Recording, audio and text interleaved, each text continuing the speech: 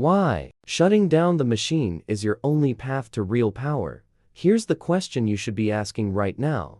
Not whether the machine exists, but how the hell do you turn it off? Let me hit you with something that'll either set you free or mess you up completely, depending on what you do with it. The Jesuit brainwashing machine was never shut down. It evolved. It splintered into 1,000 different institutions, each one carrying a piece of the original code. Elite universities, corporate leadership programs, professional certification systems, even social media algorithms that decide what you see. They all run on the same principle: control through the illusion of choice. Francis Xavier, one of the founding members of the Society of Jesus, took the machine to Asia. He didn't convert with the sword. He converted through education, medicine, strategic charity. Give people what they need, but charge them with ideological loyalty. Heal the body, capture the mind. This model has been replicated by NGOs, corporations, and modern governments. Philanthropy as a Trojan horse for influence.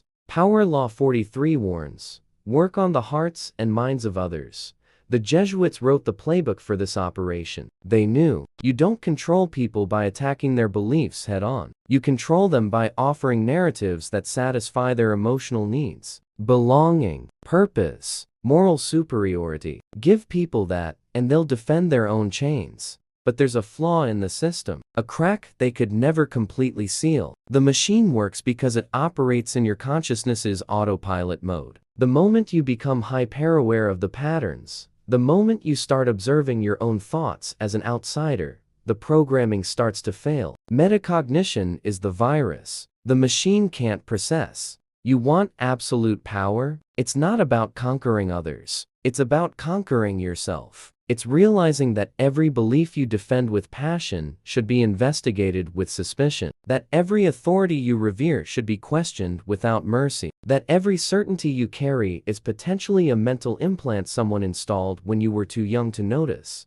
The Jesuits built an invisible empire because they understood that real power isn't in territories or armies. It's in narratives, in mental frameworks, in thought structures that replicate themselves across generations. They planted seeds that still bear fruit today.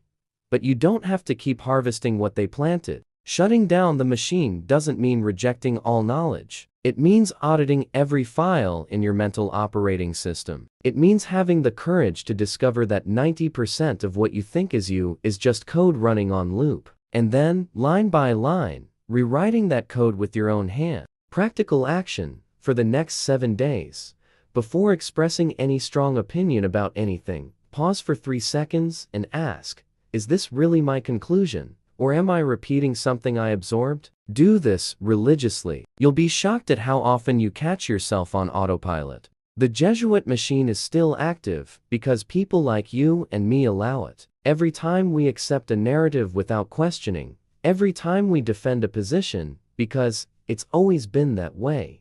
Every time we attack those who think differently instead of examining why we think the way we think. We are the processors keeping the system running. But now you know. And knowledge without action is complicity. So hit that like button to help this video reach more sleeping minds. Subscribe to continue this deprogramming journey. Share it with someone who's ready to wake up. And type sovereignty in the comments. Because absolute power begins when you refuse to be programmed by anyone, including me. What if you discovered your rebellion was programmed? Here's where things get truly disturbing. You think you're resisting the system? That your alternative opinions, your critical stance, your questioning of official narratives makes you free? What if I told you that even your rebellion was predicted and channeled? The Jesuits didn't fear rebels. They created them. Inside their colleges, there was always room for the questioning student, the provocative intellectual, the independent spirit. But watch closely. These rebels always stayed within acceptable limits. They questioned details, not foundations. Challenged methods, not objectives. It was domesticated rebellion, controlled opposition, and it worked perfectly because it gave people the illusion of intellectual freedom. Voltaire, one of the church's greatest critics, was educated by Jesuits. Coincidence? Hardly. They trained him to think structurally, to argue with precision, to question with method. But they also trained him within a specific framework of thought. Even when he attacked them, he used the tools they had given him. It was like trying to escape a prison using a map drawn by the guards. Power Law 27 reveals: play on people's need to believe to create a cult-like following. The Jesuits understood that humans hunger for meaning, purpose, belonging. So they didn't brutally impose beliefs. They created environments where you reached the right conclusions on your own. The feeling of personal discovery, the false sense of intellectual autonomy, that generates much deeper loyalty than forced obedience. Think about the heated debates you have online, the political arguments that consume your energy, the sides you choose, right versus left, science versus religion, tradition versus progress. Now observe, all these dichotomies were structured in educational institutions following the Jesuit model. The debate is real, the passion is real, but the board was set before you sat down to play. True mental slavery isn't the absence of thought, it's the illusion of free thought inside a pre-built maze. You can run all you want, explore every corridor, make your choices, but all the doors were placed there by someone else, and none of them really lead outside. The Jesuits were masters at creating third ways. When two extremes clashed, they offered a synthesis that seemed to transcend both. But this synthesis always consolidated their power. Protestants versus Catholics. The Jesuits created a renewed Catholicism. Science versus faith. They became astronomers and mathematicians, showing both could coexist under their supervision. Colonizers versus natives. They created the reductions, a model of protection that was just another form of control. You're starting to see the pattern? The problem was never ignorance. It was channeled knowledge, directed education, critical thinking that stops criticizing exactly where it should continue. Practical action. Pick your strongest position on any political or philosophical topic. Now force yourself to defend the opposite for 10 minutes, using the best possible arguments, not to change your mind, but to see if you really chose your side or were placed on it. Mental flexibility is the antidote to programming. You're feeling discomfort now? Good. Means we're getting close to the core. Leave your like, share this video with someone who needs to question their certainties, subscribe to the channel, and write awareness in the comments. Because waking up hurts, but staying asleep costs your soul. How the Jesuits hacked the human brain before science even existed. The dark genius of the Jesuits wasn't in what they taught. It was in how they made you believe you discovered it yourself. That's the oldest trick in mind control. Make the victim think they're the author of their own chains. Ignatius of Loyola was a wounded soldier who had an epiphany during recovery. But don't buy the spiritual narrative. He was a military strategist applying warfare tactics to the human mind. His spiritual exercises weren't prayers. They were a 30-day protocol to completely reformat the psyche. Total isolation, guided meditations on hell, on sin, on the insignificance of the individual. Relentless repetition, sensory deprivation. Then, the promise of redemption through absolute obedience. Sound familiar? It should. It's exactly what modern cults do. What political indoctrination programs do. What some corporations do during their intensive trainings. The structure is identical because it works. You break the person first, then rebuild them in your image. The Jesuits understood something psychology would only confirm centuries later. The human brain is malleable. Neuroplasticity, we call it today. They called it formation. Take a child at 7, control their educational environment, expose them to specific narratives repeatedly, and by 21 you'll have a programmed mental soldier. They'll defend those ideas with their life, never realizing they didn't choose them. Power Law 17 teaches: keep others in suspended terror, cultivate an air of unpredictability. The Jesuits mastered this. They were institutional chameleons. In China, they dressed as mandarins and studied Confucius. In Japan, they adapted to samurai customs. In Latin America, they syncretized saints with local deities. But the core remained untouched: obedience to hierarchy, intellectual submission, control through education. This superficial flexibility with structural rigidity is the secret. Let people think they have choice. offer different flavors of the same prison, liberal or conservative, both educated in the same system, Coke